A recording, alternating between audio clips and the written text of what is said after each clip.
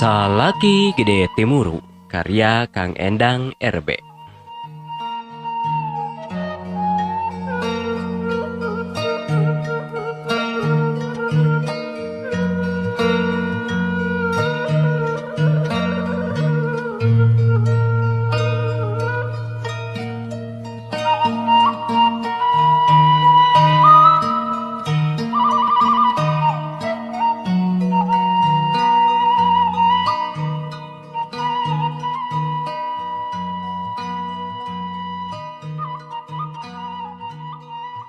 Ngadenge cecaritaan pamajikan anu keukeuh meredih hayang indit gawe ka Saudi. Eta mangkardi manehna ngarasa bingung kacida poharana. Ari teu diijinan ku mangkardi teh.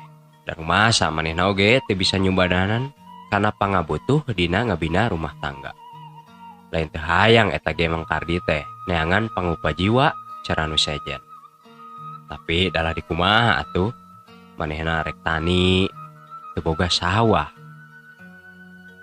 Manehna erek pepelakan cara nu lain, daratan oge teu boga sacangkewok-cangkewok acan paribasana. Sok manehna ge kapikir, cenah dek dagang. Da ari teu boga modal mah deh, dek kumaha deui atuh mangkardi teh. Ari manehna erek ngijinan pamajikanana nyaeta Nyi Olis gawe di Saudi teh. Sok sieun manehna teh kabengbat ku lalaki sejen di tempat pagaweanana. Sabab kitu geuninganan sok aya remen kajadian di Arab teh. Mangkardi memang jelemana gede timuru ti baheula oge gampang curiga ka pamajikan teh. Lamun sakalian Nyi Olis kaluar ti imah oge, sakalian aya perlu misalna ka warung. Henteu masuk jadi matak. Eta we buktina mun balik di warung teh geus pasti sok remen pasea leutik-leutik we mah.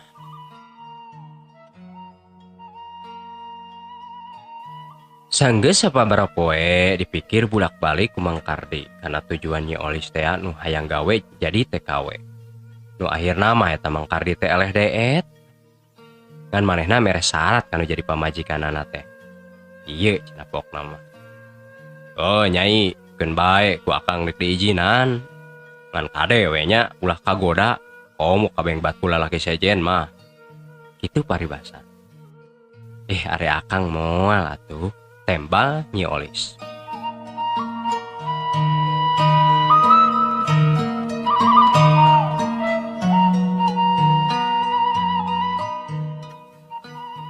Ari sasingkatna ieu carita, harita teh Nyi Olis geus gendak kana waktu pikeun indit gawe ka Saudi teh. Dina waktu nu samporet eta Mangkardi pas nalika Nyi Olis dek ini teh ngagusur heula pamajikanana ka jero kamar. Tuluy eta Mangkardi teh titah nyingsatkeun baju pamajikanana nepi ka semet dada. Tuluy eta pelebah bujal nepi ka semet tarang baga kira-kira. Eta Nyi Olis ku Mangkardi beteungna di gambaran. Nu teu aya lian gambarna teh gambar gajah ku supidol warna hideung.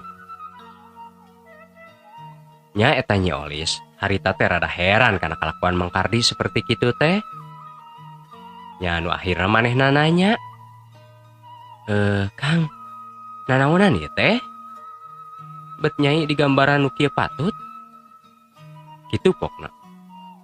Ari Mangkardi manehna kur bisa nyarengeh seuri ngadenge pertanyaan kitu teh. Pok harita ge Mangkardi nembal kanu jadi pamajikanana. Yo Nyai, hampura euy akang. Lain teu percaya akang teh ka Nyai. Ngan ieu mengajaga bisi we atuh. Jeung di akang oge hayang yakin hate teh, hayang reug-reug. Maksana kumaha Kang? Nya kieu maksud akang teh. Lamun ke Nyai geus balik deui ka Indo, tahnya he gambar gajah ieu henteu leungit. Eta teh nandakeun Nyai teh henteu nyeleweng ti akang. Tapi balik-balik kanan sabalik nah Nyai, mun misalna ieu mah gambar gajah teh leungit, tak berarti Nyai teh geus ngahianat ka akang. Kitu ceuk Mangkardi.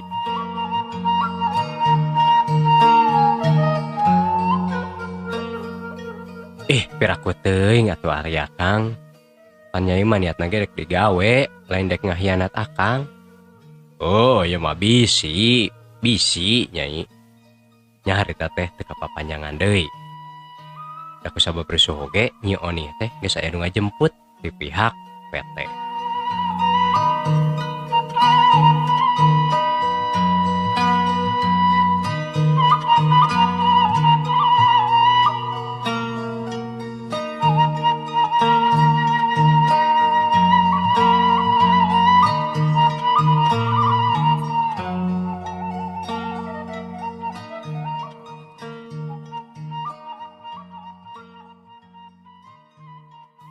Ari sesingkatnya ieu carita, harita teh poe geus kaganti ku minggu. Minggu geus tepung jeung bulan. Bulan oge geus kaganti ku taun. Kurang leuwih harita teh eta Nyi Olis gawena di Arab teh geus nincak deui kana 3 taun. Nya nu akhirna mah cunduk waktu ninggang mangsa, eta Nyi Olis manehna geus balik deui ka Indo. Ari datangna Nyi Olis ti Arab teh dipapag ku Mang Kardi nu jadi salakieuna teh. Eta Mang Kardi manehna semu rurusuhan teu nolih kana babawaan. Eta Mang Kardi harita pas panggih jeung pamajikanna teh manehna jol mariksa beuteung Nyi Olis nu jadi pamajikanana. Malahan maka tempoen ku batur disingsatkeun sagala eta baju lebah bujalna. Sanggeus katempo jelas mah eta gambar gajah nu baheula ku Mang Kardi digambar teh aya keneh atuh ngarasa bunga kacida pisan. Sabab di lain-lain ge meureun eta teh nandakeun yen Nyi Olis teh teu kagadabah ku batur. Jeung deui eta teh nandakeun bahwa Nyi Olis teh bener-bener satia ka manehna. Bakati ngarasa ku bunga, eta harita Mang Kardi jol-jorojoy boga paniatan. Nyaeta manehna teh rek ngayakeun acara cenah. Malahan mah eta acara teh dek aya grup qosidah sagala pikeun ngarayakeun rasa syukur ka bunga ti Gusti Allah. Nya batur oge salaku tatangga ngadenge Mang Kardi boga paniatan seperti kitu teh nya atoh we nu aya. Malahan mah iraha teh teuing aya hiburan seperti qosidah. Da zaman baheula mah aya qosidah teh dina panggung bari jeung anu dihias ku daun kalapa. Tuluy we make kertas eno geuninganan sisi-sisina teh dibuleud-buleud da kitu nya para wargi. Bari jeung sepeker teh sepeker langsung ditemakan memran teh ya sanes sistem. Da seueur atuh nu lalajo teh. Tah kitu deui cara dina carita ieu. Malahan mah cenah aya beja yen nu dek nonton oge henteu mah ti unggal sikluk lemur oge aya.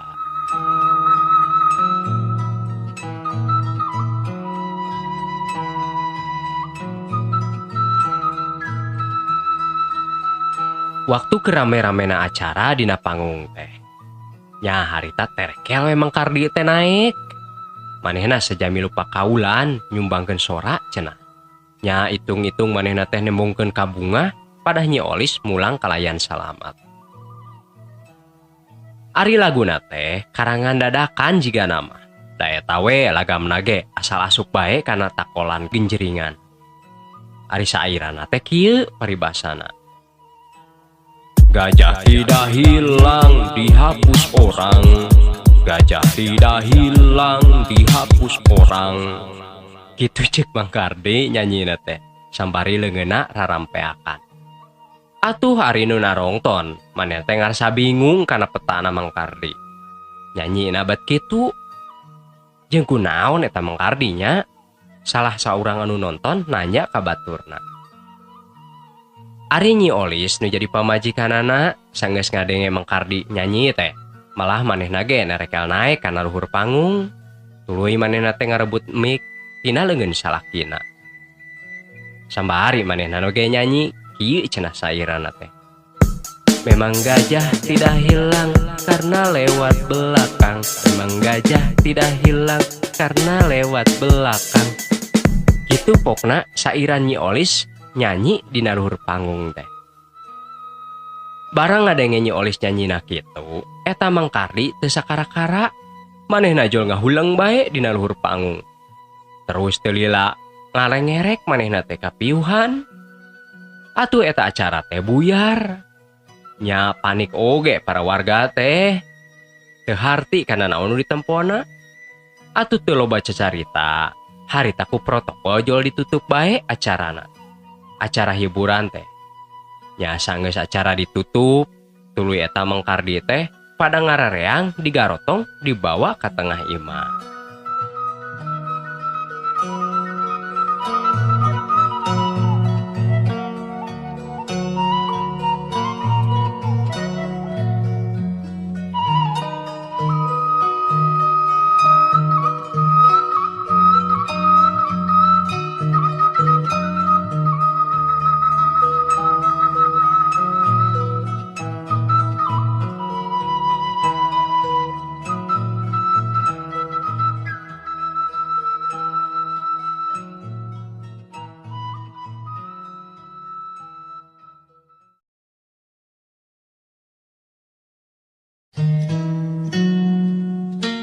Sakedap deui bersih dipidangkeun carita dongeng Sunda nu diropea ku Kang Daya Aditya Ijuki Sunda. Wilujeng wayah kieu wae wilujeng ngadangukeun. Marangga atuh baraya ka parayun sadayana.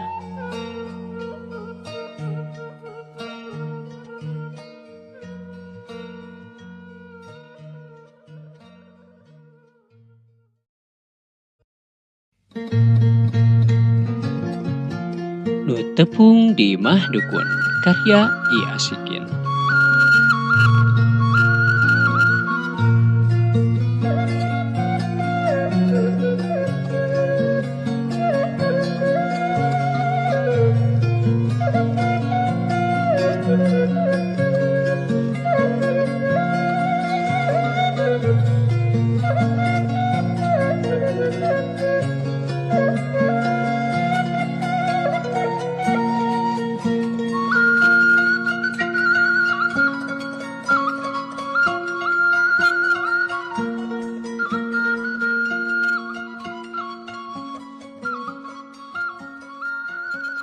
Sabada ngararaas di walungan Cisungkan, lempang teh naik deui nanjak di tanjakan baeud. Rada jag kuring teh ari tos meuntas walungan mah. Ari suku nu ti tadi geus digugusur dina jalan koral teh anu gariha jeung loba barangkal teh. Ari tos kacayan mah rada teu pareurih teuing karasana. Lumayan kuring lempang teh turun unggah aya kana 7 kilo mah. Ari batina tiban nganah nae bae. Kukuring dirarasakeun sambari harita teh ngurutan dampah suku jeung bitis. Malahan mah kukuring teh dikompres ku cai lebu anu rada hanet. Tapi ari hate ngan galecok bangun uleh ku heran, ngaheran-herankeun kaki sobat kuring nu baheula. Nah, ayeuna mah manehna teh bet jadi dukun sagala. Nya henteu loba catur deui atuh harita kukuring ditanyakeun ka manehna. Nya pas manehna ditanya kukuring teh, manehna oge ngajawab seperti kieu. Ah, teu kudu heran euy. Dewek mah ngadukun so teh ngamapatkeun situasi we. Pokna bari ngasongkeun lahang dadakan ka kuring. Uyup geratah, bir cap kawung, seger gerawayah kieu mah. Lahang tina panci harita dicicikeun kana gelas. Nya regot teh kukuring diinum, beak kana 2 gelas mah. Atuh eureuleu we kuring teu teurab. Nikmat pisan karasana. Lain eta Kang maksudna ngamapatkeun situasi kumaha ieu teh? Kuring nanya deui ka manehna. Menika ku belot si laing mah euy. Kawas lain orang kota bae. Ayeuna teh pan zaman edan, loba nu marabok, mabok kakawasaan, mabok kauntungan, geura tenjo we ku si laing. Ari geus kitu kumaha? Pan urang oge sahenteuna kudu milu untung. Pan ayeuna mah usum pamerataan lain. Tah ku carana kieu teh, ku jalan ngadukun teh berkah hirup kuring ayeuna mah, kakeceretan ku rezeki tinu baleunghar teh.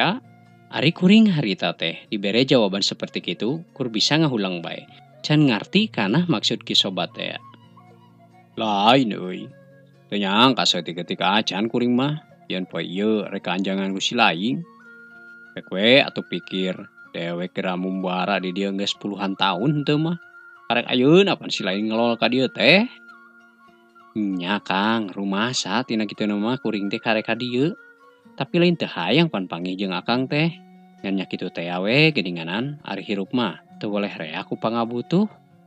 Malahan mah Kang ayeuna oge ka dieu teh. Kuring mah sanya narek minta tulung ka Akang. Oh, percaya da kuring oge euy. Kebiasaan nu datang ka dieu mah jelema anu aya pangabutuh nu teu bisa diakalan ku jelema pinter. Malahan masa temanna basa si laing bepuntenan teh sangkaan dewek mah maneh teh awewe anu kungsi 2 kali datang ka dieu euy. Tapi teu nyangka geuning si laing nu datang. Kitu pokna manehna ngomong ka kuring.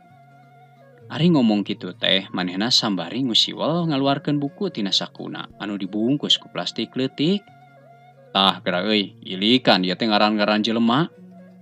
Anu sakabeh datang ka dieu ku kuring ditulis ti mimiti ngaran, alamat, tanggal ka dieu jeung tanggal iraha manehna kudu balik deui ka dieu. Kitu ceuk manehna deui ka kuring. Ari kasakitan teh naon ieu teh Kang jelema teh? Ah, rupa-rupa ari kasakit jeung tujuanna mah. Ngan lolobana jelema nu kadarieu teh manehna teh cenah harayang naek pangkat, hayang dipikasi dunungan atawa manehna teh hayang dibabarikeun jodoh. Kitu pokna ceuk manehna deui ka kuring. Malum tuh da euy, jelema nu teu normal jiwana mah kahirupanna ge kalah kalang kabut. Tapi da sok calager meureun nya. Ah, nyaho teuing cager jeung heuteuna mah. Ari kuring mah seja ikhtiar we. Tapi da ku kituna mah pasien teh beuki dieu teh beuki loba wae nambahan ka kuring. Meureunan sing horeng pabeja-beja jiga nama. Ngadenge jawaban seperti kitu, nya manehna jeung kuring oge seri leutik ngabandungan para polahna jelema. Geuning teh sidik mah nya Kang paciwit-ciwit lutung, tos nyiwit teh diciwit deui. Nya kadituna mah tos nipu teh ditipu deui meureun nya ari kitu mah. Ah, teuing atuh ari kitu mah, ceuk manehna deui ka kuring. Ari si laing euy rek naon datang ka kuring? Lain kuring teh boga tanah. Hayang meuseuh ngewok mah, tapi da tujuanna mah teh hayang dipelakan jeruk. Ngan bejana we di dieu cenah sok ngajualan bibitna kitu, mata kuring teh datang ka dieu. Ngadenge jawaban kuring seperti kitu, manehna kalakah seuri. Mending gagak henteu mah. Oh, eta euy, panya teh si laing kos nu sejen, rek ngadon tatamba. Ari kira-kira butuh bibit jeruk mah tuh nanyakeunana kudu kasih kaslan, sugana aya keneh eta ge. Ngomong kituna teh manehna bari cengkat. Tuluy we ngagorowok ka anakna, anu kabeneran imahna teh aya dipelebah-lebakeun imah manehna. Harita manehna ngagoroan anakna tina janela. Kaslan, ka dieu ngelol heula sakedeung. Kitu ceuk manehna ngagoroan anakna nu aya di imah lebak. Aya naon, Pak? Lain eta euy, bini jeruk teh aya keneh. Aya, Pak. Kana 100 tangkalan deui mah jigana mah kurang leuwih lah sakitu. Oh, syukur atuh aya mah. Agehan we anu baradagna hungkul, ieu keur kirimeun ka urang dayeuh. Kitu ceuk sobat ka anakna. Ah, Kang tong loba-loba teuing da tanahna oge ngan satapak peucang. 10 tangkal we kuring mah cukup. Kitu cek kuring ka manehna. Oh, banyak teh puluhan hektar. Ah, puluhan hektar di mana, Kang? Mesingna kuring teh naon? Ari geus kitu mah, geur bae manehna jeung kuring teh ngadongeng ngaler ngidul. Pahit cenah perjalanan hirup ki sobat teh. Make ngalaman buburuh dagang es lilin sagala. Manehna teh ngajingjing termos kawas bolon. Ari hasilna ngan ukur bisa meuli beas sapoeun. Lila-kulila mah manehna teh pangangguran.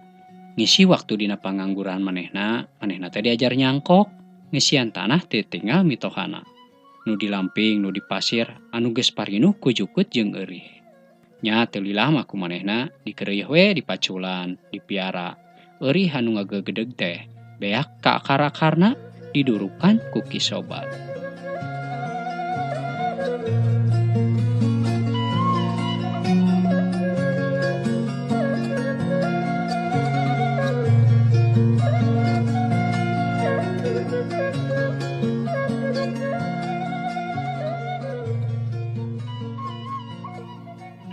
Sanggeus tanah teh tinggal mitoha teh kumanehna kagarap, tuluy kumanehna teh diajaran dipelakan ku jeruk. Dina jero satahun leuwih teh geus ngahasilkeun kulantaran hirup Kisobat teh kekereuheut. Atuh ayeuna mah manehna ge geus boga kebon jeruk sorangan. Jeung kacidalegana deui sakitu mah keur ukuran kebon jeruk teh. Aya kana 2 hektar mah.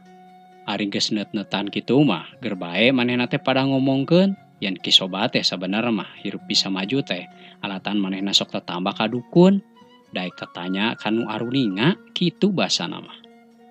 Teu kapalang manehna teh disangka munjung sagala cenah ka gunung. Ari ngadenge babasaan seperti kitu mah Kisobat terambil pusing. Nya manehna mah kalah ngahajekeun bae. Malahan mah manehna sorangan ayeuna nu jadi dukun. Kapalang disangka goreng cenah. Cek manehna ka kuring.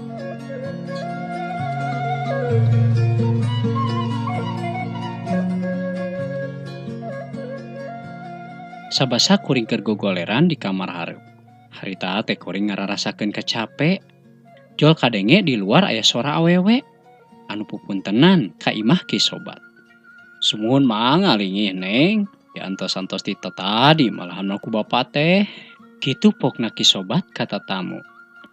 Aduh, hapunten pisan Bapak. Nu mawi atuh da mobilna mogok. Dugi ka pamegatan teh ningeuna sabaraha kali riren. Dupi embina ka mana nya? Semah nanya ka Kisobat. Wah, biasa, himbina mah di dapur we. Komo ayeuna mah duka keur ngadamel naon? Dupi kitu mah panginten bade permios heula, bade bade masihan oleh-oleh sakedik. Kitu pokna sembari manehna terengku sopan, leumpang muru ka dapur.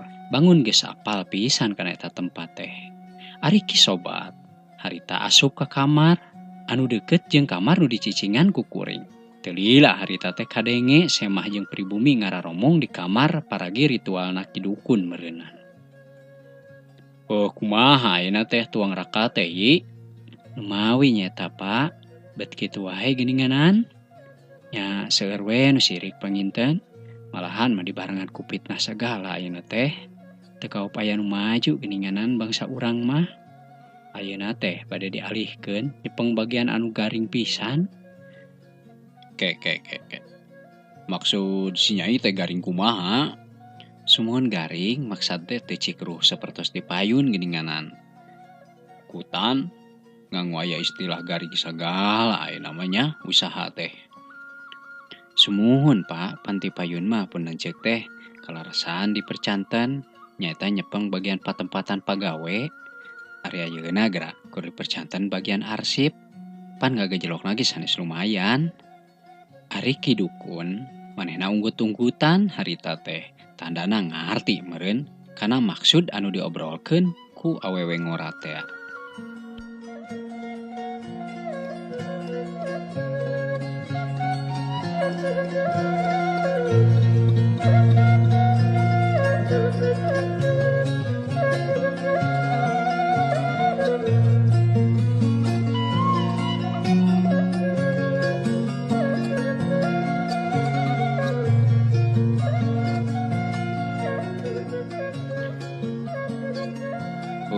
Ari pamaksadan si Nyai saterasna kumaha?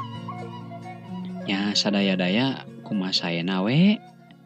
Kumaha saena kumaha ieu teh? Nya upami diibaratkeun mah pan pun lanceuk teh. Teu benten tinu nuju ti teuleum dina sagara wiwirang teu mah. Harta sareng kakayaan oge pan ayeuna teh nuju aya dina pamariosan tinu pihak berwajib.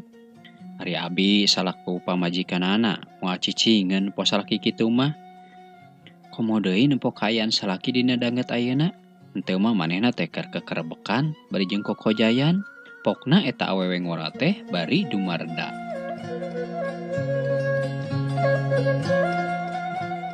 Leres Nyai kitu. Di lain-lain ge Nyai mah istri satia, kayung yun keur geulis teh. Kitu ceuk Kisobat ka awewe ngora teh. Nya kitu musik dina pewayangan mah si Nyai teh Srikandi nya Abah. Kitu ceuk pamajikanana Kisobat teh. Milunim rug manehna ge da harita kadenge pisan jelas ngobrolna. Pan bareto mana pan si Neng ka dieu teh minta tulung dumeh tuang rakana palai dialihkeun kana bagian nu seueur penghasilan cenah. Arena gerang geus laksana Malahan manggeus beunghar ka tempona oge. Tuang rakana kalakannya lewer, kagungan nu anom.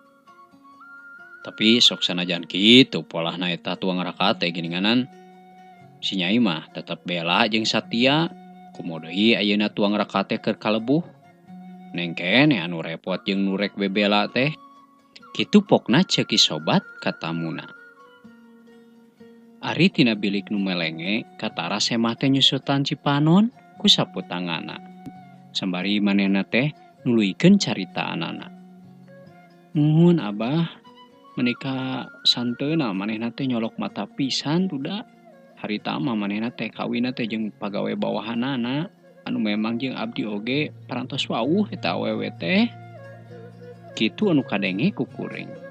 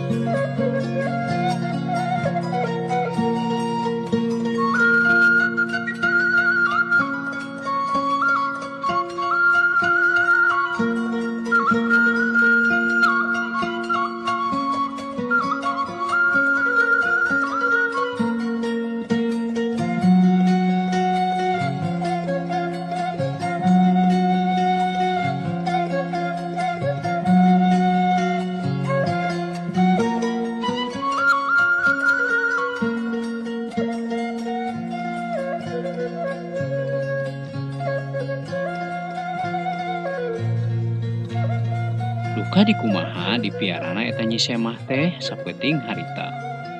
Kanyahoan so teh sabasa isuk-isuk we dina bak kamar mandi bet pabalatak rupa-rupa kakembangan jika nama urut ngamandian nu tetamba kawasna.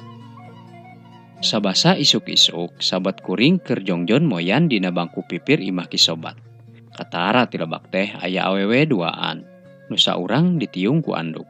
Sabasa ngaliwat ka lebah kuring teh eta duanana eureun heula.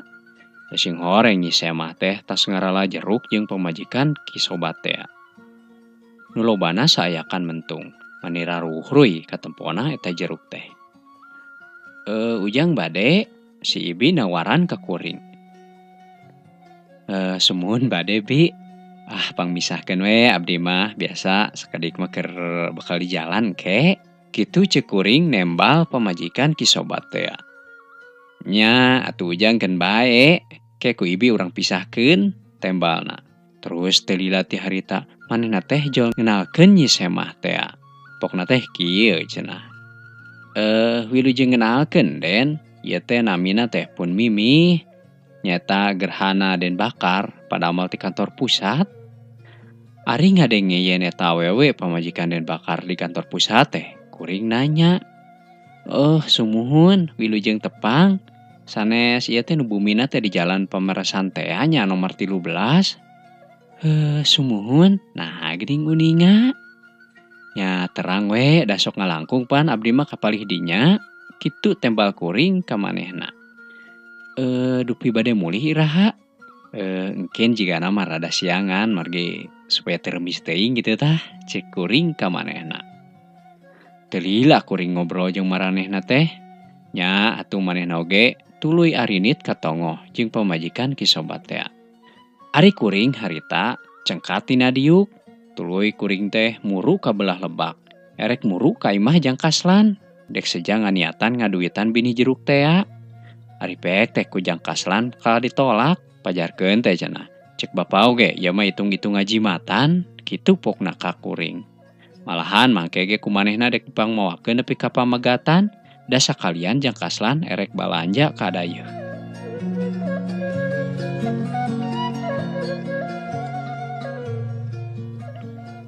Sakira wanci jam 8 isuk-isuk.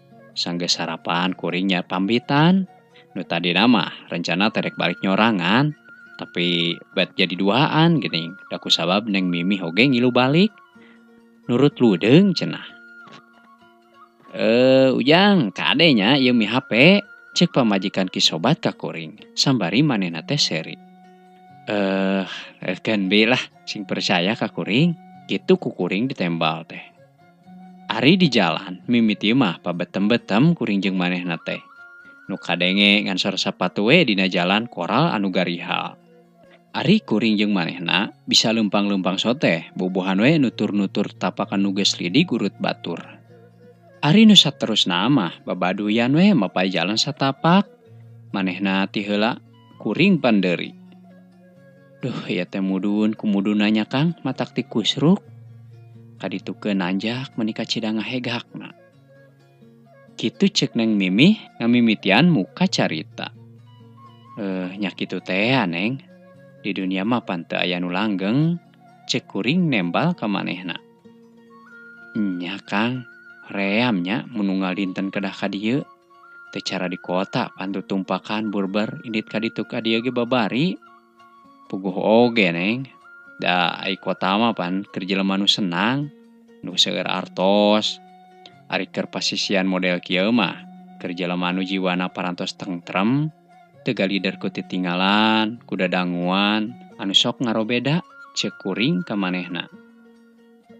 Dupi bapak teh teu damang naon, manehna nyebut bapak ka kuring.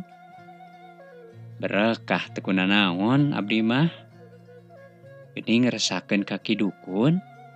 Muhun, ngan abdi mah da sanes tetamba. Ngan ieu we butuh ku binih jeruk. Manawi teh manawi kumaha? Nya manawi teh sapertos abdi kitu tembalna. Teu hayang tatalepak kuring teh da peuting ge sabenerna mah geus ngadenge. Ari sasingkatna ieu carita, harita teh beak tanjakan baeud. Atuh pudunan oge geus katempo, malahan mah eta wahangan Cisungkan teh geus nemres katempo ku kuring.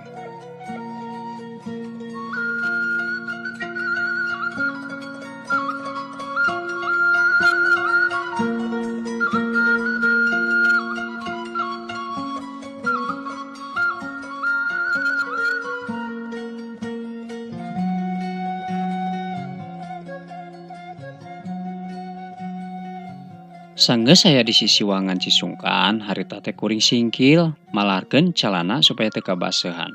Ari manehna mah cukup ku nyingsatkeun rokna bae, digilingkeun kana luhureun tuurna. Dicekelana teh ku leungeun kencana. Ari leungeun katuhuna mah dipake nyeklan kantong ku manehna teh. Ari wahangan Cisungkan teh di sisina mah ngan ukur nengahan bitis, nya ari geus ka tengahna mah ukur tiban semetuur. Cai satoro jolna ti leuweung teh atuh ngagenclang kacida cenemrang herang. Eta wahangan teh katempona menika dasarna pisan. Tingko lebat beunteur jeung parai kagamahan ku kuring jeung manehna nu keur meuntas. Nyorang wahangan Cisungkan paduduan, teu aya jalma nu ngaliwat. Nya ari pas pelebah nu jero mah Neng Mimih oge menika ti pepereket nyakelan kana pupeuteyan leungeun kuring. Malahan makalangkang ping-ping nu mulus teh kuat kokolebatan dina cai, saban ngalengkah oge katempo bae. Hanya kala wewe deungeun. Bareng geus nepi ka peuntas, reg ngarandeg. Pas pisan dina pelebah batu nu nemrak. Nya pelebah dinya sukuna nu baraseuh teh disusutan ku manehna ku saputangan. Sanggeus nyorang wahangan Cisungkan mah, ayeuna mah jalan teh geus tinggal datarna. Malahan mah kenca katuhun jalan teh pinuh ku pahumaan. Anu parena teh garek kumunda katempona oge. Tinggal leber di dinya teh ti kukur kagerewahkeun ku kuring. Diselang-selang oge kucing torolongna puyuh anu meuntasan jajalaneun. Duh, ku sayeuna we aya rencang. Paminyorangan mah moal wantun, abdi teh ngalangkung ka dieu saleresna mah. Komo daerah nu palih payuna mah menika Caneom kapilarina ge. Kitu ceuk manehna muka deui carita. Dupi kamari sareng saha ngalangkung ka dieu teh? Nya sareng rombongan nu tos balanja ti dayeuh tembalna. Sabasa reureuh dina catang sisi jalan, manehna nanya, "Dupi akang teh tos kagungan putra?" "Ah, putra ti mana, Neng? Bojo ge teu acan gaduh." "Ah, nya Kang nu leres. Leres pisan akang mah teu acan." "Paingan atuh." "Paingan kumaha?" "Nya paingan basa abdi ngiring muntang ka salira mending ngadeg-deg." Kitu pokna teh. sambari nyusutan kesang anu ngagarajag. Salaresna mah Neng, kapungkur teh kantos abdi ge ngarencana gaduh bojo. Malahan mah parantos saprukeun pisan kana akad nikah teh. Dumadakan atuh da kalah kabujeng disamber heulang. Paingannya saur sepuh, bojo mah gegeberan pati, kitu ceuk kuring ka manehna. Disamber heulang kumaha maksudna teh Kang? Nya dikawin ku dununganana, leheung mun awet mah, ieu mah pan teu acan sasasi-sasasi acan parantos dipirak deui geura.